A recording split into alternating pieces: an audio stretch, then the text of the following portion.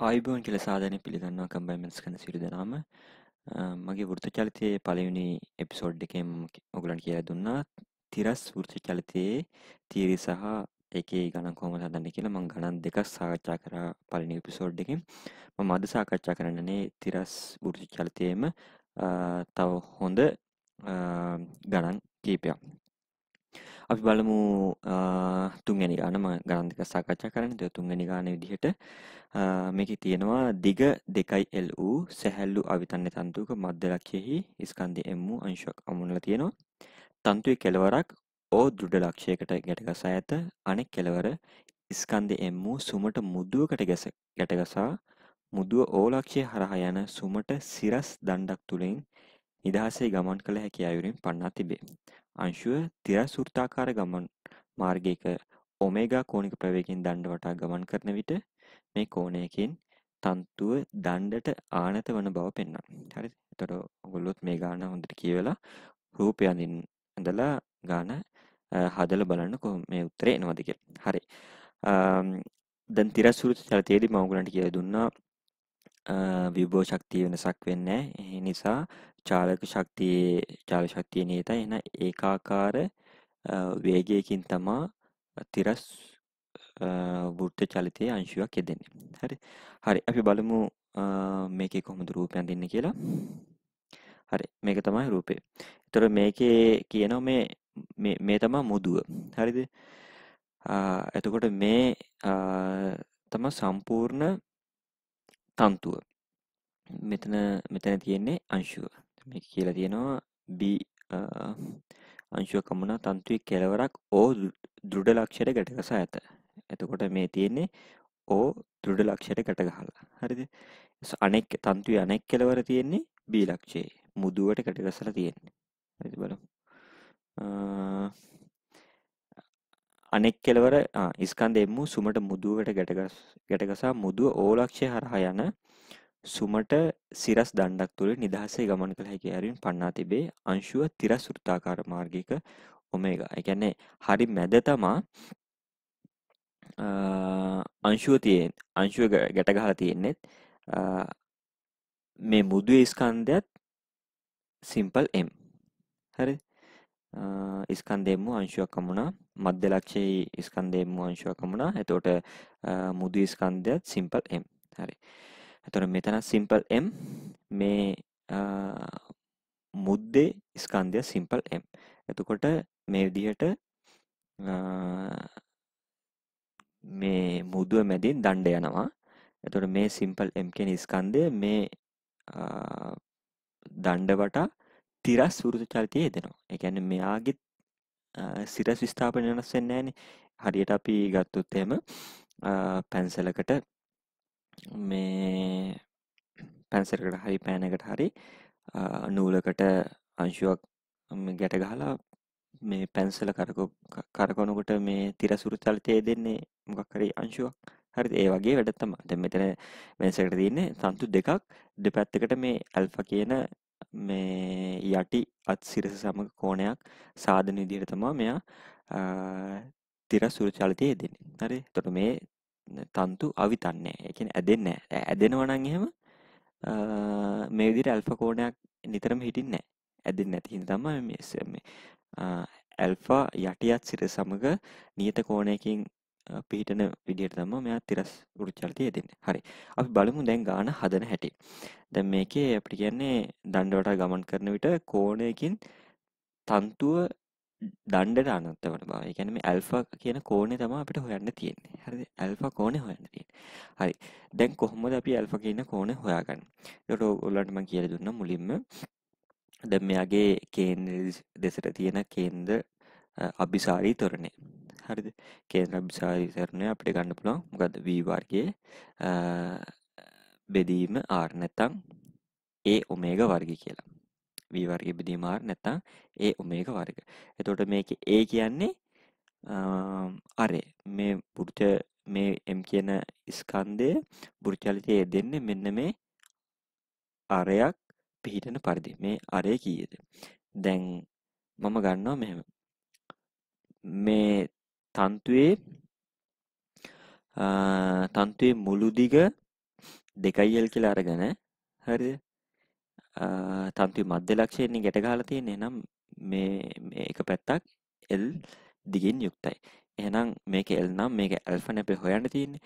මේක ඇල්ෆා නම් එහෙනම් මේ අරය හොයාගන්න පුළුවන් L sin ඇල්ෆා කියලා. මේක ඍජු කෝණ ත්‍රිකෝණයන්නේ.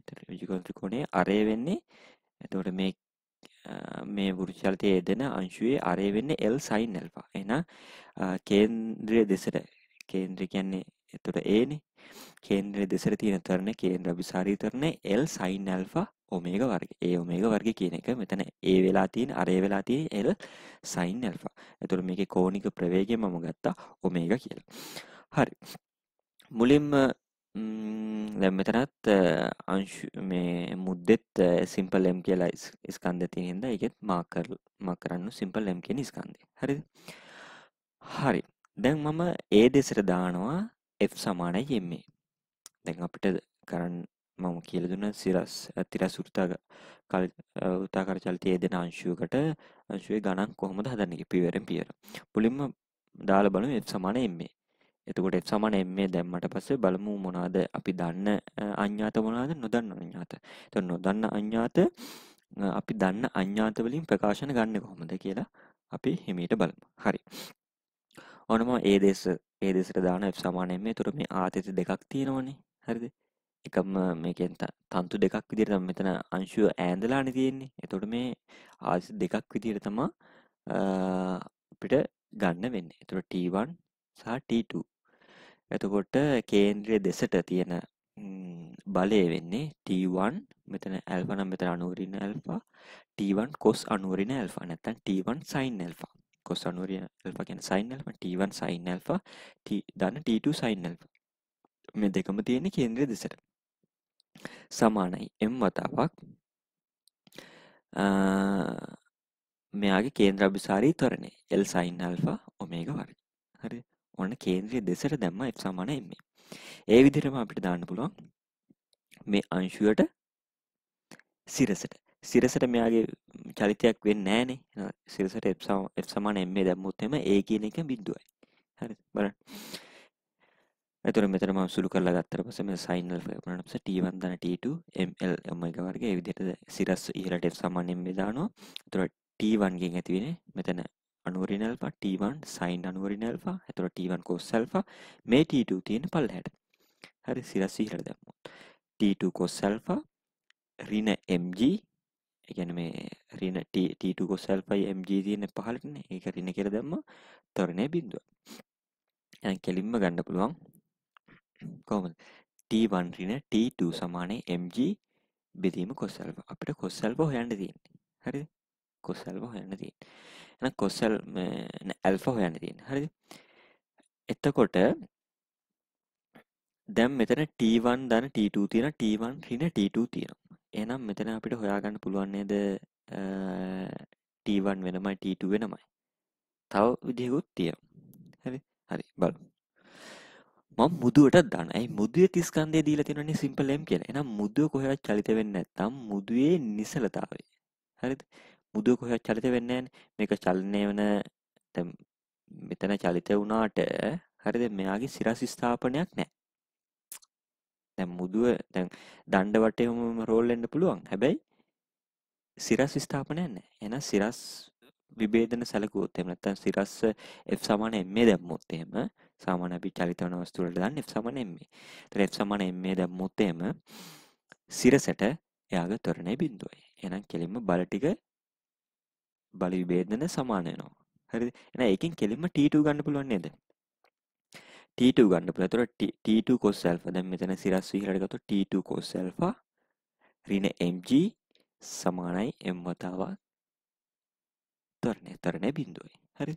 එහෙනම් එතනින් T2 ගන්නවා T2 සමානයි mg cos alpha විදියට. T2 සමානයි mg cos alpha. එහෙනම් T2 දන්නවනම් ලේසියෙන්ම හොයාගන්න පුළුවන් T1 දැන් මෙතනත් mg cos alpha මෙතනත් mg cos alpha.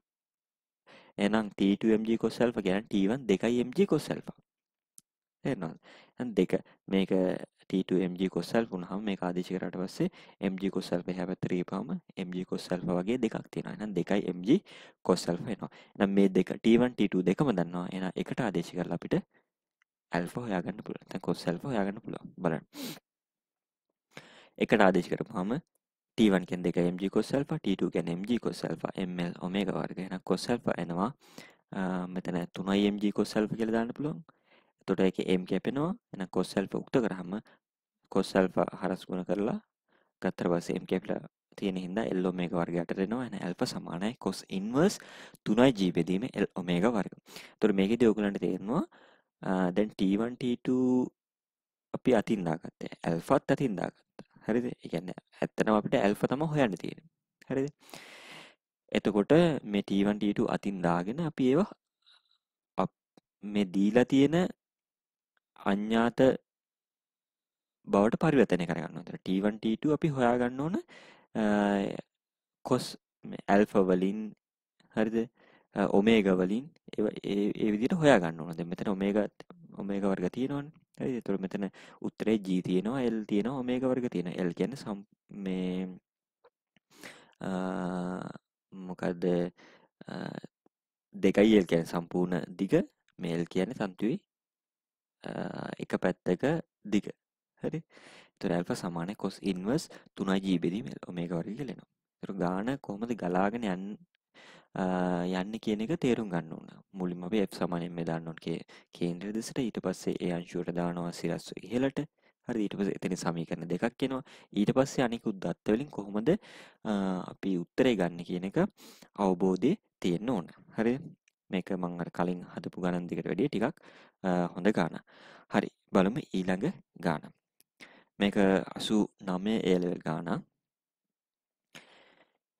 මේකේ තියෙනවා දිග L වූ සැහැල්ලු අවිතන්‍ය තන්තුවක් R නම් කුඩා සුමට අචල මුදුවක් තුලින් ගමන් කරයි. ස්කන්ධේ M හා ලැම්ඩා M වන P හා Q අංශු තන්තුවේ කෙළවරට ගැටගසා ඇත. කේන්ද්‍ර ලෙස ඇති C අක්ෂයක් වටා ඔමේගා නියත කෝණික ප්‍රවේගයෙන් P අංශුව තිරස් වෘත්තයක් ගෙවා යයි. Rට සිරස් ලෙස පහළින් C පිහිටයි නම් සහ C හිදී Q නිසලතාවයේ පවතී නම් ඔමේගා වර්ග සමාන G බෙදීම එක දන ලැම්ඩා හමුලකන් දෙක තන්තු මුදුව මත මේ විශාලත්වයෙන් යුත් බලයක් යොදන බව පෙන්වන්න. හරි, හොඳට ගාන කියවලා ඔයගලන්ට පළවෙනි පාර කියවද්දි ගාන තේරුම් නැත්නම් දෙපාරක් තුන් පාරක් කියවලා බලන්න කොහොමද මේ PQ ලක්ෂ කොහෙද තියෙන්නේ, C කොහෙද තියෙන්නේ. හරි, හොඳට කියවලා රූපය අඳින්න try එකක් දෙන්න. හරිද? බලමු කොහොමද රූපෙ එන්නේ කියලා. හරි. දැන් මෙතන තියෙන්නේ මුදුව. හරිද? එතකොට මෙන්න මේ තන්තුව මේ මුදුව මතින් දාලා Q අංශුව ගැට ගහලා තියෙනවා මේ පැත්තේ, P අංශුව ගැට ගහලා තියෙනවා අනිත් පැත්තේ. Q අංශුව නිසලතාවයේ තියෙනවා. මේ බලන්න. P හා Q අංශු තන්තුවේ කෙළවරට ගැට ගසා ඇත. කේන්ද්‍ර ලෙස ඇති C ලක්ෂයක් වටා ඔමේගා නියත කෝණ ප්‍රවේගයෙන් P අංශුව තිරස් වෘත්තයක් ගෙවා යනවා. ඒ කියන්නේ P අංශුව තමයි තිරස් වෘත්තයක් ගෙවා යන්නේ. Rට සිරස් ලෙස පහළින් C පිහිටයි නම් හා C හිදී Q නිසලතාවයේ පවතී නම්. මෙන්න මේ C කියන පොයින්ට් එක හරහා තමයි මෙයා මේ P කියන අංශුව තිරස් වෘත්තාකාර චලිතයේ යෙදෙන්නේ. හරිද? ඒතර P චලිත වුණාට Q චලිත වෙන්නේ නැහැ. Q නිසලතාවයේ තියෙනවා. මේ වැඩිම බර අංශුව තියෙන්නේ Q ගේ ලැම්ඩා mg නේ. මේක mg. නම් බර අංශුව නිසලතාවයේ තියෙනවා C හිදී. එතකොට ඒ හා සමානව තිරස් රේඛාවක තිරස් වෘත්ත චලිතයේ යෙදෙනවා. මේ P කියන අංශුව. තිරස් රේඛාව මම මෙහෙම ගැහුවොත් එහෙම ඒතර ඒ හරහා යන තිරස් තැටියක් උපකල්පනය කරොත් ඒ වගේ මේ පතයක තමයි P අංශුව චලිත වෙන්නේ. හරිද? මෙන්න මේ මුදුව අපිට බලයක් මුදුව මත විශාලතර යුත් බලයක් යොදන බව පෙන්වන්න. ඔමේගා වර්ග මෙයා ඔමේගාගෙන් මේ චලිත වෙන්නේ. හරිද? ඔමේගාගෙන් චලිත වෙනවා. එතකොට මේකේ තන්තුවේ සම්පූර්ණ දිග දීලා තිනවා L කියලා. එහෙනම් මේ තන්තුවේ සම්පූර්ණ දිග L නම් සිම්පල් L නම් අපි දන්නේ මේ දුරවල් කොහොමද කියලා. L1 L2 කියලා මම දුරවල් දාගන්න. හැබැයි දන්නවා L1 ධන L2 සමානයි සිම්පල් L කියලා. හරි. හරි. දැන් මෙතන මම මුදුව මත ක්‍රියාත්මක වෙන බල හොයන්න නම් මේ T අගයන් හොයන්න ඕන. මේ එකම තන්තුව තියෙන නිසා මට මේ ආතතිය එකමයි කියලා දාන්න පුළුවන්. එතකොට P අංශුව ගාව තියෙනවා T ආතතිය. එතකොට ඊට ප්‍රතිවිරුද්ධව තියෙනවා මෙතන T එකක්. ඒ වගේම මෙතන T එකක් තියෙනවා. ආයෙ මෙතන T එකක් තියෙනවා. හරිද? හරි. දැන් ගත්තොත් මෙයා යෙදෙන්නේ වෘත්තාකාර චලිතය. P අංශුව වෘත්තාකාර චලිතයේ යෙදෙන්නේ. හරි. P අංශුව වෘත්තාකාර චලිතයේ යෙදෙනවා. හැබැයි Q අංශුව චලිත වෙන්නේ නැහැ. Q අංශුව නිසලතාවයේ තියෙනවා. හරිද? හරි. දැන් කොහොමද මේ ගාන පටන් ගන්නෙ? හරි. හරි. ඉස්සලාම ඔමේගාට ප්‍රකාශනයක් ගන්න ඕනේ. හරි. ඉස්සලා මම හොයා ගන්නවා මේ තන්තුවේ දිග L නේ තියෙන්නේ. එතකොට මම L1 L2 කියලා අතින් දාගත්ත රාශි දෙකක්. එහෙනම් L1 ධන L2 සමානයි සිම්පල් L කියලා ගන්නවා. එහෙනම් මෙතන ඇල්ෆා නම් හරිද? මේක ඇල්ෆා නම් අපිට ගන්න පුළුවන්. එතකොට L1 සමානයි L2 cos alpha කියලා. ඒ කියන්නේ මේ L2 ගේ විභේදනය සැලකුවොත් මේ L2 කියන්නේ කර්ණයනේ මේ ඍජු කෝණ ත්‍රිකෝණේ. එතකොට L2 cos alpha සමානයි මෙන්න මේ දිගට L1. හරිද? එතකොට මේ හරිසම දිගවල සැලකන්නේ මෙතන ඉඳලා මේ අංශුවේ කේන්ද්‍රයට. මේ අංශුවේ කේන්ද්‍රයට. එතකොට මේ අංශුව ඊටාම කුඩා අංශුවක් වුණාම එතකොට මේ තනි ඍජු කෝණ ත්‍රිකෝණයක් හැදෙනවා. මෙතනට ඈඳලා තිබ්බට හරියට අපි කේන්ද්‍රයට තමයි මේ දුරවල් සලකලා මේ ඍජු කෝණ ත්‍රිකෝණයක් නිර්මාණය වෙන්නේ. හරි. එතකොට L1 ධන L2 සමාන L. එතන එහෙනම් L1 සමාන L2 cos alpha කියලා ගන්න පුළුවන්. එතකොට L2 cos alpha. එතකොට L1 වෙනුවට මේ පළවෙනි සමීකරණේ L1 වෙනුවට L2 cos alpha දාලා L2ට ප්‍රකාශන ගන්න පුළුවන් L බෙදීම 1 ධන cos alpha කියලා. හරි. එහෙනම් L2 දන්නවනම් එතනින් L1 හොයාගන්නත් පුළුවන්. බැරි කමක් නැහැ. හරි. හරි. දැන් අපි පියවර ටික පටන් ගමු. ඉස්සලාම කේන්ද්‍ර දෙසට F සමාන m දානවා P ට. එහෙනම් T ගේ සංරචකයක් ඉන්නේ mg. m ගේ සංරචකයක් ඉන්නේ නැහැ. mg ගේ සිරස්ව පහළනේ තියෙන්නේ. එහෙනම් T මෙතන alpha නම් මෙතන අනුවරින් alpha T cos අනුවරින් alpha. එහෙම නැත්නම් T sin alpha කියන්න පුළුවන්. T sin alpha සමානයි m වතාවක් a ඔමේගා වර්ග. අන්න කේන්ද්‍ර අභිසාරී ත්වරණය. a කියන්නේ මොකද්ද? මේ තිරස් ඌර්ජ ජලතයේ අරය. මේක L2 නම් අපිට මේ දුර නැත්තම් අරය කියන්න පුළුවන් L2 sin alpha කියලා. L2 sin alpha මේ ඍජු කෝණ ත්‍රිකෝණය. L2 sin alpha කියන්නේ අරය තිරස් වෘත්තාකාර චලිතයේ අරය වතාවක් ඔමේගා වර්ග. එහෙනම් sin alpha කැපෙනවා. එහෙනම් T සමාන m L2 ඔමේගා වර්ග කියලා එනවා. පළවෙනි සමීකරණය. හරි ඊළඟට දානවා මේ අංශුවටම මොකක් හරි තිරස් වෘත්තාකාර චලිතය දෙනවා සමීකරණ දෙකක් ගන්න පුළුවන්. කේන්ද්‍රය දෙසට දාන්න පුළුවන්. ආයෙ සිරස්ව ඉහළට දාන්න පුළුවන්. සිරස්ව ඉහළට දානවා P ට F සමාන m T cos alpha මෙතන අනුවරින් alpha එතන. එහෙනම් T sin අනුවරින් alpha නේ. එහෙනම් T cos alpha ඍණ mg න් පහළට සමානයි m වතාවක් ඒ පැත්තට ත්වරණයක් නැහැ. ඇයි සිරස් විස්ථාපනය වෙනස් වෙන්නේ නැත්නම් ප්‍රවේගයක් නැහැ. එහෙනම් ත්වරණයක් නැහැ. එහෙනම් T cos alpha සමානයි mg කියලා දෙවෙනි සමීකරණය ගන්න පුළුවන්. ඔන්න අපි T ට ප්‍රකාශන දෙකක් ගත්තා. ml2 ඔමේගා වර්ග T cos alpha සමානයි mg කියලා. හරි.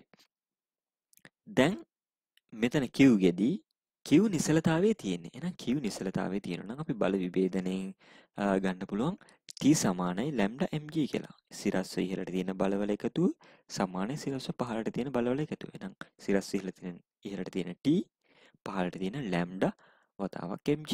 එහෙනම් T සමානයි lambda mg කියලා ගන්න පුළුවන්. එහෙනම් ඒ ටීම තමයි මේ තියෙන්නේ. ඇයි මේ එකම තන්තුවනේ. එකම තන්තුවේ ආතතිය කොතන ගත්තත් එක සමානයි.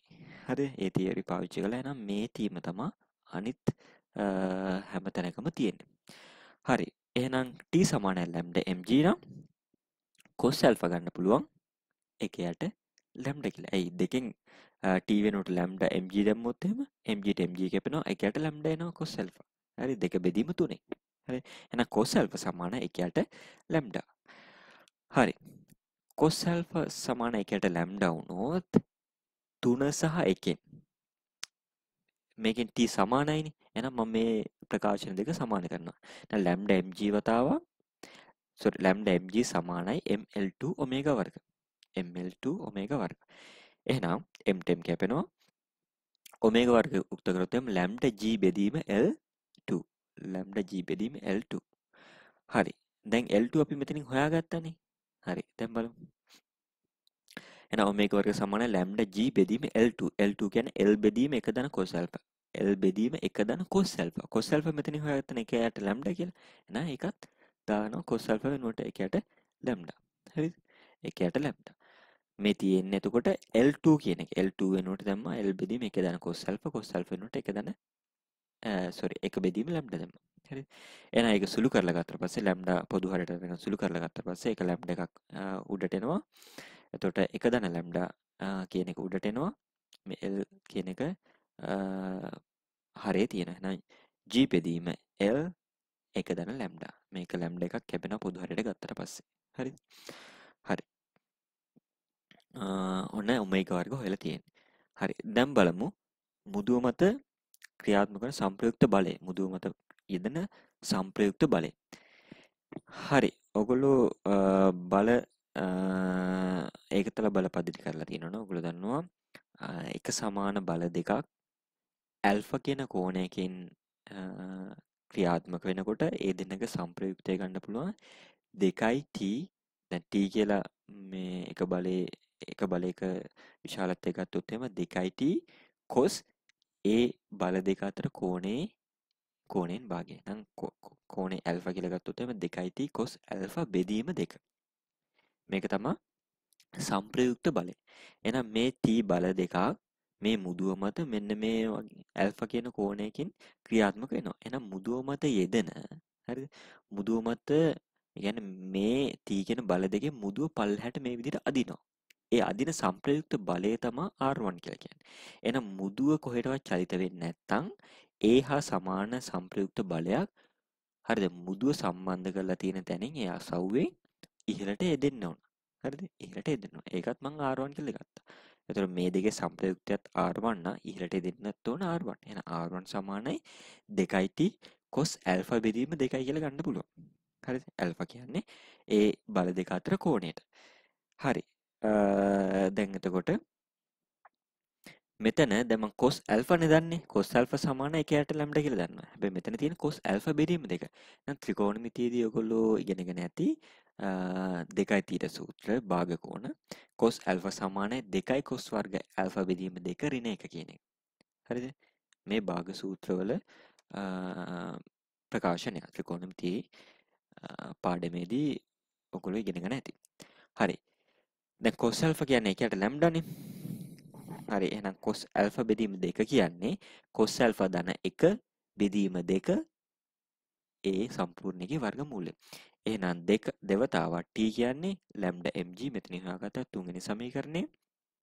වතාවක් cos alpha බෙදීම 2 කියන්නේ මේ සම්පූර්ණයේ වර්ගමූලය. alpha කියන්නේ 1ට lambda නේ. හරි alpha කියන්නේ 1ට lambda. මෙතන මම පොඩි වැඩක් කරා. mg මේ විදිහටම තියලා මේ 2යි lambda කියන එක්කෙනාව දැම්ම වර්ගමූල ඇතුළට. කොහොමද වර්ගමූල ඇතුළට දාන්නේ? 2යි lambda කියන එක ලියන්න පුළුවන් නේද? 4යි lambda වර්ගයේ වර්ගමූලය කියලා. කියන්නේ 2යි lambda කියන්නේ 2යි lambda ගේ සම්පූර්ණ වර්ගයේ වර්ගමූලය.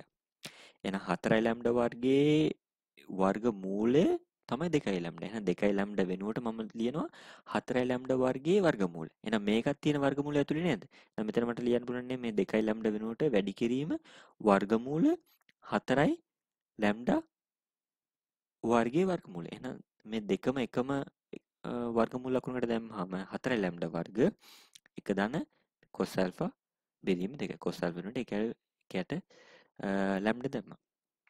එහෙනම් මේ lambda කියන පොදු හරයට ගත්ත ගමන් එක lambda එකක් කැපෙනවා. මේ lambda යට ගියට පස්සේ එහෙනම් වර්ගමූලය ඇතුළේ එනවා 2යි lambda වතාවක් lambda ධන 1. නැත්නම් 1 ධන lambda. එහෙනම් මේක තමයි මුදුව මත ඇති කරන සංප්‍රයුක්ත බලය. හරිද? මේක තමයි අපිට ෆෝමියුලා එකක් දෙකෙන් හොයන්න කියලා තියෙන්නේ. හරිද? ඔන්න අපි මේ ගානත් හැදුවා. මේකත් හොඳ ගානක්. හරිද? පොඩි පොඩි ඒවා හොයන්න කියලා තියෙනවා. මේ ඔමේගා වර්ග හොයන එක නම් ප්‍රශ්නයක් නැහැ. සාමාන්‍ය විදිහට අපිට හොයන්න තියෙන්නේ මේ සම්ප්‍රයුක්ත බලය හොයන එක. ඒකතල බල පද්ධතිය අපි ඉගෙන ගන්නවා පොඩි තියරයක්. හරිද? හරි. බලමු ඊළඟ ගාන. තිරස් සුරුචි චලිතය. මේ ඔයගොල්ලන්ට තේරෙනවද? තිරස් සුරුචි චලිතයේ ලොකු සුළු කිරීම් නැහැ සාපේක්ෂව. මම ඊළඟට සිරස් සුරුචි චලිතය කියලා දුන්නාම ඒකේ ගණන් වලට සාපේක්ෂව මේ තිරස් සුරුචි චලිතයේ ගැටලු හරි ලේසි. හරිද? හරි. බලමු. හැබැයි ලේසි ගැටලු වලත් අමාරු තැන් තියෙන, සුළු කිරීම අපහසු තැන් තියෙනවා. අපි බලමු ඉතින් ඒවා විසඳන්න කොහොමද ඉස්සරහට යන්නේ කියලා. හරිද? මම බලාපොරොත්තු වෙනවා අදම සිරස් සුරුචි චලිතයේ තව වීඩියෝ එකක් දාන්න.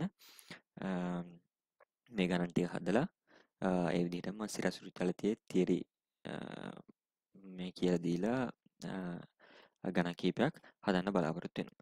හරි. දැන් බලමු ඊළඟ ගාන. හරි. පස්වෙනි ගානම අතර දැන් ගණන් 4ක් සම්පූර්ණයෙන් හදලා ඉවරයි. හරි. ඊළඟ ගානෙන් කියනවා එක ටිකක් ලොකු ගානක්. හරිද? හැබැයි තිරස් සුරුචි චලිතයේ ගානක්. බලමු මේකේ මං හිතන්නේ ත්‍රිකෝණමිතියේ දැනුමත් ඕන වෙනවා. හරි බලමුකෝ අපි. A හා B යනු B ට ඉහළින් Aද B ට ඉහළින් A තියෙන ඒ අතර පරතරයේ සීද වනසේ එකම සිරස් රේඛාවේ පිහිටි අචල ලක්ෂ දෙකකි. නිදහසේ චලනය විය හැකි C නම් බර කුඩා මුදුවක් තුලින් යැවූ ලුහු අවිතන්‍ය තන්තුවක් මගින් එම ලක්ෂය සම්බන්ධ කර තිබේ. C මුදුව ඔමේගා නීද කෝණික වේගයක් ඇතිව AB මත කේන්ද්‍ර පිහිටන තිරස් වෘත්තයක් සලකුණු කරන විට A හිත් B හිත් සිට C ට දුර පිළිවෙලින් සිම්පල් B, සිම්පල් A වේ. B විශාලයි A බවත් ඔමේගා වර්ග යන මෙන්න මේ ප්‍රකාශනය මගින් දෙනු ලබන බව පෙන්වන්න. මෙහි A හා B මගින් පිළිවෙලින් BAC හා ABC කෝණය නිරූපණය වේ. තවදුරටත් ඔමේගා වර්ග මේ ප්‍රකාශනය බව පෙන්වීමට ABC ත්‍රිකෝණය සඳහා කෝසයින නීතිය භාවිතා කරන්න. මේක කියලාම තියෙනවා කෝසයින නීතිය භාවිතා කරන්න කියලා. එහෙනම් මේ ත්‍රිකෝණමිතියේ දැනුම අනිවාර්යයෙන්ම ඕන වෙනවා. හරි. මේ ගාන මුලින්ම කියනකොට තේරෙන්නේ නැහැ. දෙපාරක් තුන් පාරක් 10 පාරක් හරි කියලා ගාන හොඳට තේරුම් අරගෙන රූපේ හරියට අඳින්න try එකක් දෙන්න. මේ ඇප්ලයිඩ් ගණන් වල ඔයගොල්ලෝ එක පාර ගාන කියවලා අඳින්න යන්න එපා. මේ කාරුණික අවවාදයක් දෙන්නේ එක පාර ගාන කියවලා එක පාරම පැන්සල අඩි රූල අරගෙන අඳින්න යන්න එපා. ගාන අවම වශයෙන් දෙපාරක්වත් කියවන්න. අවම වශයෙන් දෙපාරක් තුන් පාරක් හරි කියවලා හරියට රූපය අඳින්න try එකක් දෙන්න. මොකද හරියට රූපය අඳින්නේ නැත්නම් අපි ගාන හදලා තේරුමක් නැහැ. එතනින් රූපේ වැරදුනොත් එහෙම සම්පූර්ණ ගානම වර්ධිනවා. ඒතර ගාන හදන්න යන වෙලාවත් වර්ධිනවා විභාගෙදී. ඒක හොඳට මතක තියාගන්න. මේ ඇප්ලයිඩ් ඕනම ගානක මේ වෘත්ත චලිත විතරක් නෙමෙයි. ගොඩක් කියලා අපි රූප අඳින්න ඕනේ. සරල අනුවර්ති චලිතය, ප්‍රවේකාල ප්‍රස්ථාර, හරිද? ඊළඟට කූඤ්ඤ, කප්පි ඒ වගේ ගණන් වල අනිවාර්යෙන් රූපේ හරියට අඳින්න ඕන. ගුරුත්ව කේන්ද්‍රය, ඊළඟට සමතුලිතතාවය, සංදිගල දඬු පාඩම කරනකොට මම කිව්වා හරියට රූපය අඳගන්න. හරි බලමු කොහොමද රූපේ තියෙන්නේ කියලා. හරි මේකේ අර වගේම තමයි. හරිද? එතකොට B හා A මෙන්න මේ දුරවල් දීලා තියෙනවා අපිට. BAC කියන්නේ කැපිටල් A කියලා කෝණයක් දීලා තියෙනවා. එතකොට ABC කියන්නේ කැපිටල් B කියලා කෝණයක් දීලා තියෙනවා. එතකොට C කියන්නේ දැන් මේකේ කියනවා C නම් බර කුඩා මුදුවක් තුලින් මේ C කියන්නේ මුදුවක් කියලා දීලා තියෙනවා. හැබැයි හරිද? C කියන්නේ මුදුවක් කියලා දීලා තියෙනවා. හැබැයි මෙන්න මෙතනත් C එකක් තියෙනවා. මෙන්න මේ ප්‍රකාශනයේ මේ C එකක් තියෙනවනේ. ඒකත් එක්ක පටල ගන්න එපා. හරිද? දැන් මෙතන C කියන්නේ මුදුව. හැබැයි මෙතන උඩත් කියලා තියෙන A හා B යනු B ට ඉහළින්ද ඒවා අතර පරතරය Cද වෙනසේ. එහෙනම් ඒක සිම්පල් C කියලා දාගන්න. මෙතනත් දුර දීලා තියෙනවා සිම්පල් B සිම්පල් A කියලා. එහෙනම් පළවෙනි එක පරතරයේ දුර සිම්පල් C කියලා දාගන්න. මේ මුදුවට දීලා තියෙන නම කැපිටල් C කියලා දාගන්න. හරිද? ඒක පටල ගන්න එපා. දැන් ගොඩක් වෙලාවට අපිට විභාගෙදී පැටලෙන විදිහට අක්ෂර දෙනවා. හරිද? C අක්ෂරය දෙනවා, ඊළඟට X දෙනවා, කැපිටල් X, සිම්පල් X කියලා. ලොකුවට ලකුණු කරලා දෙනවා කැපිටල් X කියලා, පොඩියට ලකුණු කරලා දෙනවා සිම්පල් X කියලා. එතකොට පැටලෙන්න තමයි ගාණ දෙන්නේ. එහෙනම් ඔයගොල්ලන්ට පැටලෙනවා නම් මේ දැන් AB සමානයි C1 කියලා දාලා එහෙම ගාණ හදන්න පුළුවන්. අන්තිමට C1 ආදේශ කරන්න පුළුවන්. ඒක ප්‍රශ්නයක් නෑ. හරිද? එහෙම කිසි ප්‍රශ්නයක් නෑ. ඔයගොල්ලන්ට අන්තිමට ගාණ හදාගෙන ගිහලා අදාළ එක ආදේශ කරලා උත්තරේ ලියන්න පුළුවන්. එහෙනම් පැටලෙනවා නම්. හරිද? ගණන් හදලා මේක පුරුදු වෙන්න. හරි. හරි. මේක තමා හරි රූපේ. එතකොට මේ මුදුව හරිද?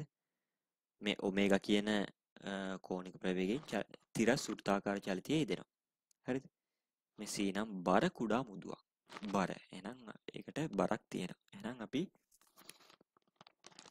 ඒ මුදුවට මං සිම්පල් M කියලා ස්කන්ධයක් තියෙනවා කියලා ගන්නවා. එහෙනම් mg කියලා බරක් තියෙනවා. මේ තන්තුව මුදුව තුලින් යන්නේ. එනේ තන්තුව කැඩෙන එකම තන්තුව තියෙන්නේ. එහෙනම් මෙතන තියෙන්නේ එකම ආතතියක්. මෙතන අංශුවක් ඈඳලා තිබ්බොත් එහෙම අංශුවක් ඈඳෙනවා කියලා කියන්නේ දැන් අංශුව හිල් කරලා මැදින් යන්නේ නැහැ මේ තන්තුව. මුදුවක් නම් මැදින් ගිය හැකි ප්‍රශ්නයක් නැහැ. එහෙනම් එකම තන්තුව තියෙනවා. හැබැයි අංශුවක් ඈඳලා තියෙනවා නම් මොකද වෙන්නේ? අංශුවක් ඈඳලා තියෙනවා නම් මෙතන T1 මෙතන T2 වෙන්න ඕන. මේ තන්තු දෙක ආදිත දෙක වෙනස් වෙන්න ඕන. මෙතන මුදුවක් තියෙන හින්දා මම එකම ආදිතය කියලා ගන්න පුළුවන්. හරි මට ගන්න පුළුවන් එහෙම. හරි ඒ දැන් මුල්ම පියවර මොකද්ද?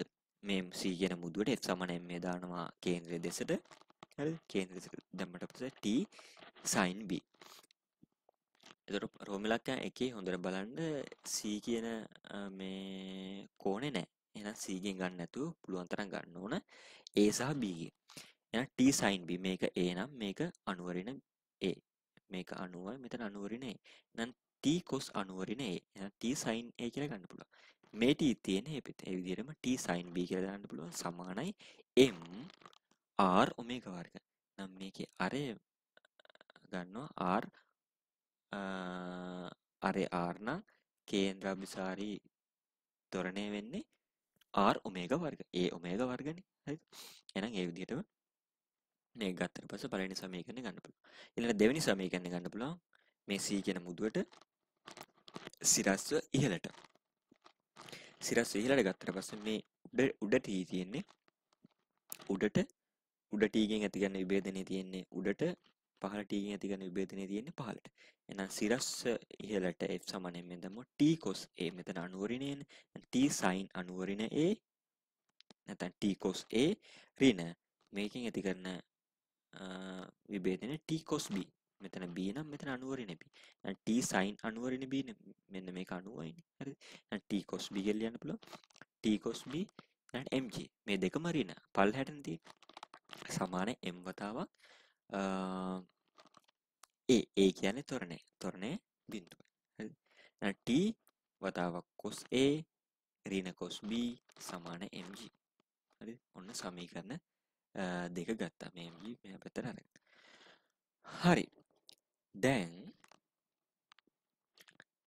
මුදුව තිරස් වෘත්තාකාර චලිතයේ යෙදෙන්න නම් T මොකද වෙන්න ඕන? විශාලයි බිඳුව වෙන්න ඕන. දැන් T නැත්තම් මෙයාට කේන්ද්‍රාභිසාරී ත්වරණයක් දෙන්න කේන්ද්‍රයේ දෙසට මොකද්ද මේ බලයක් තියෙන්න බෑ. කේන්ද්‍ර දෙසට බලයක් නැති වෙනවා මේ T නැති වෙනවා. එහෙනම් තිරස් වෘත්තාකාර චලිතයේ යෙදෙන්න T විශාලයි බිඳුව වෙන්න ඕන. හරි.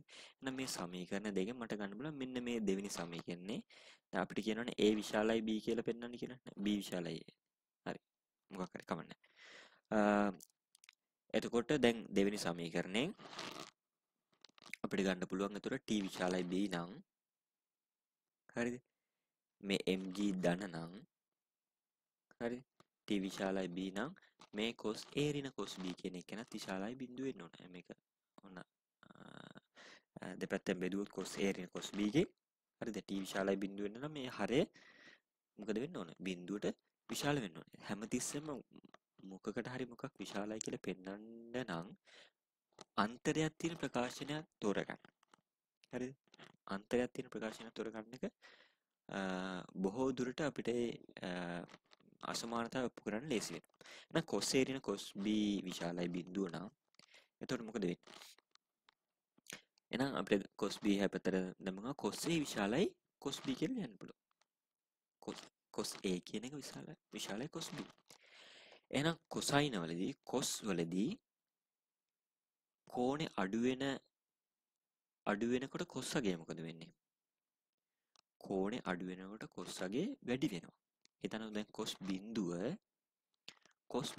1යි. හැබැයි cos 90 බිඳුවයි. ඒ කියන්නේ බිඳුව කියන්නේ කෝණයේ අගය. ඒතකොට බිඳුව කියන්නේ කෝණයේ අගය අඩුයි 90ට සාපේක්ෂව බිඳුව අඩුයි. හැබැයි cos බිඳුව 1යි. cos අගය cosගේ ඒ බිඳුවේ cos අගය 1යි. 90 කියන එක බිඳුවට වැඩි. කෝණය වශයෙන් ගත්තොත් බිඳුවට වැඩි. හැබැයි cos 90 ගත්තොත් cosine අගය ගත්තොත් cos 90 බිඳුවයි. එහෙනම් දැන් cos වල ප්‍රස්ථාරය කොහොමද දෙන්නේ? මුලින්ම වැඩි වීගෙන ගිහිල්ලා මුලින්ම වැඩි එකේ ඉඳලා අඩු වෙගෙන යන්නේ නේ වැඩි එකේ ඉඳලා අඩු වෙගෙන යන්නේ එහෙනම් cos A විශාල නම් A කෝණය අනිවාර්යයෙන්ම අඩු වෙන්න ඕනේ එහෙනම් A කෝණය අඩුයි B කෝණය වැඩි වෙන්න ඕනේ එහෙනම් A කුඩයි B වෙන්න ඕනේ හරිද එහෙනම් B කෝණය විශාලයි A ඔන්න අපි කෝණ පිළිබඳ හෙව්වා හැබැයි අපිට කියන්නේ B කියන දුර විශාලයි A කියන දුරට වැඩිය කියලා පෙන්වන්න ඕනේ නේ හරි දැන් කෝණ දෙක අතර සම්බන්ධය ගත්තා හැබැයි දැන් කොහොමද අපි දුර සම්බන්ධ කරන්නේ දුර සම්බන්ධ කරගන්න නම් අනිවාර්යයෙන් වෙන ත්‍රිකෝණමිතික අනුපාතයක් ගන්න ඕන හරිද වෙන ත්‍රිකෝණමිතික අනුපාතයක් ගන්න ඕන දැන් මම R කියලා ගත්තනේ එහෙනම් මේක R සහ B අතර R සහ A අතර සම්බන්ධ වෙන අනුපාතය මොකද්ද sin A sin A නම් sin A ලියන්න පුළුවන් R බෙදීම B sin B ලියන්න පුළුවන් R බෙදීම A එහෙනම් sin වලදී ප්‍රශ්නයක් නැහැ sin බිඳුවයි sin 90 එකයි කෝණය වැඩි වෙද්දි sin අගය වැඩි වෙනවා කෝණය අඩු වෙද්දි sin අගයත් අඩු වෙනවා sin බිඳුවයි sin 90 එකයි එහෙනම් b ට වැඩිය a කුඩා වෙනකොට sin ගෙත් sin b ට වැඩිය sin a කුඩයි හරිද එහෙනම් sin a ලියන්න පුළුවන් r බෙදීම b simple b sin b ලියන්න පුළුවන් r බෙදීම simple a කියලා එහෙනම් r ට r කැපෙනවා r නියතයි එක බෙදීම b කුඩයි එක බෙදීම a ට වැඩි එහෙනම් මොකක් හරි මොනවාද භාගයක එක්කෙනෙක් කුඩා වෙන නම් මේ b අගේ මොකද වෙන්න ඕන b අගේ a ට වැඩි වෙන්න ඕන හිතන්නකෝ දැන් භාගය කියන එක 3න් 1ට වැඩිය විශාලයි දැන් පාන් පෙත්තක් දෙකට කැපුවාම එකකට හම්බෙන එක කොටසක් වැඩි පාන් ගෙඩිය 3කට කැපුවොත් එහෙම ඒතර එක කොටසක් අර භාගයට කැපපු කොටසට වැඩිය අඩුයි පාන් ගෙඩිය 4කට කැපුවොත් එහෙම ඒ එක කොටසක් අඩුයි 5කට කැපුවොත් තවත් අඩුයි 10කට කැපුවොත් එහෙම හොඳටම අඩුයි ඒ වගේ තමයි යටාගේ කපන කොටස වැඩි වෙන්න එයාගේ අඩු වෙනවා එහෙනම් මෙයා වැඩි වෙන්න නම් හරිද මෙයා වැඩි වෙන්න නම් මෙයාගේ අඩු වෙන්න ඕන කපන කෑලි ගන්න අඩු වෙන්න ඕන හරිද මේ එකයට b අඩු වෙන්න නම් මේ පැත්තේ තියෙන හරේ අගයට වැඩිය මේ පැත්තේ තියෙන හරේ අගය වැඩි වෙන්න ඕනේ ඒ නිසා අපිට කියන්න පුළුවන් මේක වීමට b විශාලයි a විය යුතුය මේක සරල තියරියක් හරි b විශාලයි a විය යුතුය ඒකේ අර ෆෝමියුලා එකකට කලින් අපිට ගානේ කියලා තියෙනවා b විශාලයි a කියලා පෙන්වන්නේ හරි දැන් කොහොමද කරන්නේ දැන් මම බෙදනවා දෙක බෙදීම එකේ හරි cos A ඍණ cos B බෙදීම 1 හරි මම මෙතන sin A වෙනුවට දානවා දැන් cos A cos B ප්‍රකාශ උත්තරේ තියෙනවනේ එහෙනම් මම sin A sin B උත්තරේට නෑනේ එහෙනම් sin A වෙනුවට දානවා මොකද R බෙදීම B sin B වෙනුවට දානවා R බෙදීම A එහෙනම් sin A සහ sin b ට මේක ආදේශ කරලා ගත්තට පස්සේ සුළු කරාට පස්සේ මොකද වෙන්නේ? m ට m කැපෙනවා. ඔමේගා වර්ග මේ r ට r කැපෙනවා. මම r අතින් දාගත්ත එකක්නේ. හරිද? r ට r කැපෙනවා. එහෙනම් ඔමේගා වර්ග වතාවක් cos a ඍණ cos b සමානයි g වතාවක් එකයට b ධන එකයට a. හරි. එහෙනම් ඔමේගා වර්ගයට අපිට ෆෝමියුලා එකට දීලා තියෙන ප්‍රකාශනය එනවා. හරි. හරි. ඊළඟට ෆෝමියුලා දෙකේදී අපිට කියනවා මොකද්ද? ABC ත්‍රිකෝණයට කොසයින සූත්‍රය භාවිතයෙන් අපිට පෙන්වන්න කියන ප්‍රකාශනය. හරි. දැන් බලමු මම ABC ත්‍රිකෝණ කොස් සූත්‍රය දැම්මොත් එහෙම ඔයගොල්ලෝ ත්‍රිකෝණමිතියේදී ඉගෙනගෙන නැති කියලා හිතන්න. දැන් cos A ට ලියන්න පුළුවන් cos A සමානයි B වර්ග ධන C වර්ග ඍණ A වර්ග බෙදීම 2BC. මේ තමයි කොසයින සූත්‍රයේ ට අදාළ ප්‍රකාශනය. මේ කෝණයට අදාළ පාදේ හැමතිස්සෙම ඍණයි. මේකෙත් cos B ගේ B නේ තියෙන්නේ. ඒකට අදාළ පාදේ අගේ ඍණ ඉතුරු ඒවා ධන. මේ යට එන්නේ මේ ධන දෙකේ 2BC. හරි. හරි. දැන් කොහොමද ගන්න? දැන් ඔමේගා වර්ගයට ප්‍රකාශනයක් ගත්තනේ. ඔමේගා වර්ග සමාන cos A ඍණ cos B කියලා. හරි. එහෙනම් cos A cos B වෙනුවට මෙන්න මේක ආදේශ කරලා දානවා. එහෙනම් cos A වෙනුවට මේ ප්‍රකාශනය ආදේශ කරනවා. cos B වෙනුවට මේ ප්‍රකාශනය ආදේශ කරනවා. මේක නිකන් සුළු කිරීම. දැන් තිරසුළු චලිත ඉවරයි. එතන අපි තියරිය පාවිච්චි කරලා මේ ඔමේගා වර්ගය ඔප්පු කරා. දැන් මේ සුළු කිරීම. මේ නිකන් පියෝ ගානක් වගේ. හරි. හරි. දැන් මෙතන cos A cos B ට ප්‍රකාශන දෙක සුළු කරලා ගත්තට පස්සේ මේ දකුණු අත පැත්තෙත් මම පොදු හරයට ගන්නවා AB කියලා P ධන A. හරි. ඊට මේක පොදු හරයට ගන්නවා 2ABC. 2ABC පොදු හරයට ගත්තට පස්සේ මෙතන A අකුරක් අඩුයිනේ. එහෙනම් මේ සෙට් එකම A ගෙන් වැඩි වෙනවා. ඍණ මේ සෙට් එකම B ගෙන් වැඩි කරනවා. එතකොට මේ ඍණ එක මෙතන ධන වෙනවා. ඊට පස්සේ මෙතන මට B ගණය ඍණ A ගණය B ඍණ A වලින් ඒගේ සාධක විදිහට කඩ ලියන්න පුළුවන් නේ. හරිද? හරි. ඒක ලිව්වට පස්සේ මෙතන තියෙනවා ඝන දෙකක අන්තරයක්. මේ සම්පූර්ණ පියවසුළු කිරීම. හරිද? ඝන දෙක අන්තරයක් තියෙනවා. ඒතර ඝන දෙක අන්තරේ කොහොමද සාධක කඩන්නේ? ඝන දෙක අන්තරේ සාධක කඩන්නේ මෙතන B ඝනය ඍණ A ඝනයනේ. මේ ඝනයේදී මේ තුනේව දෙක වහන්න. තුනේව දෙක වැහුවාම ඉස්සලාම් පේන්නේ B ඍණයනේ. හරිද? B ඍණේ තියෙන්නේ. එහෙනම් ඒක මේ B ඍණේ දිහා බලාගෙන මේ ඉතුරු සම රතු පාට ඉල්ල තියෙන ඉතුරු සාධකය. ඒතර මේ B ඝනය ඍණ A ඝනයේ සාධක දෙක වෙන්නේ B ඍණ A වතාවක් මෙන්න මේ සාධකය. මේක කොහොමද ගන්නෙ? මේක ඇත්තටම කියලා දෙන්න ඕන මේ මුලින් අපි ඕල් වලදී ඉගෙන ගන්නවා. හරිද? මෙතන B ඍණ A ඒතර B වර්ගයේ පළවෙනි එකේ වර්ගයේ දෙවෙනි එකේ වර්ගයේ මේ දෙක ගුණ කරලා ලකුණු මාරු කරනවා. B වතාවක් A ඍණ AB නේ තියෙන්නේ මෙතන ලකුණු මාරු කරනවා. මේ ඝන දෙක අතරේ සාධක කැඩිල්ලක් මේ තියෙන්නේ. එතකොට මේ ඝන දෙක අතරේ සාධක කැඩුවාම B ඍණයේ පොදුයි මේ තුනටම. දැන් පද කැඩෙන හැමතිස්සෙම ධන ඍණ ලකුණු එන්නේ. එතකොට මේක එක පදයක්, මේකේ තව පදයක්, මේක තව පදයක්. එහෙනම් B ඍණය එළියට ගත්තට පස්සේ මෙතන ඉතුරු වෙනවා මේ ප්‍රකාශනය. මෙතන එළියට ගත්තට පස්සේ AB ඉතුරු වෙනවා. මෙතන එළියට ගත්තට පස්සේ ඍණ C වර්ගය ඉතුරු වෙනවා. හරි? එහෙනම් මෙතන 2GC B ධන A. හරි? මෙතන AB කැපුණාට පස්සේ 2C එනවනේ. හරි? ඒ 2C එනවා. ඒතකොට ඒ 2C තමයි මේ පැත්තට අරගෙන තියෙන්නේ. මෙතනින් මේ පියවරෙන් පස්සේ තමයි 2C අනිත් පැත්තට අරගෙන තියෙන්නේ. ඊට පස්සේ මේක තව ටිකක් සුළු කරාට පස්සේ මෙතන ගන්න පුළුවන් මෙතන AB 2AB එනවනේ. ඒතකොට A වර්ග ධන 2AB ධන B වර්ග කියන්නේ A ධන B ගේ සම්පූර්ණ පූර්ණ වර්ගය. A ධන B ගේ සම්පූර්ණ වර්ගය. එහෙනම් A ධන B සම්පූර්ණ වර්ගයේ ඍණ C වර්ග. එහෙනම් ඔමේගා වර්ග මේ විදිහට සුළු කරන්න පුළුවන්. අර මේ cos A සහ cos B වෙනුවට cosine සූත්‍රයෙන් පාද හා සම්බන්ධ ඒවා ආදේශ කරලා. ඔන්න අපි අද ගණන් තුනක් සාකච්ඡා කරා තිරස් වෘත්ත චලිතය සම්බන්ධව. බොහෝ දුරට ගැටලු වලදී පාස් පේපර්ස් අරන් බලන්න තිරස් වෘත්ත චලිතයට වැඩිය සිරස් වෘත්ත චලිතයෙන් ගණන් එනවා වැඩි. බලමු ඇයි එහෙම වෙන්නේ කියලා ඊළඟ වීඩියෝ එකේ. එහෙනම් මේ විදිහට තවත් වීඩියෝ ඔයගොල්ලන්ට බලා ගන්න කැමති නම් මගේ YouTube channel එක subscribe කරලා හොඳට කම්බයින් මැත්ස් වල තියරි සහ ගණන් හදන විදිය ඉගෙන ගන්න. හරි. අපි ඊළඟ එපිසෝඩ් එකේ මේ වෘත්ති චලිතයේ එපිසෝඩ් 3 එකෙන් හම්බ වෙනකම් ඔබ සැමට සුබදායි කාල පරිච්ඡේදයක් වෙනවා.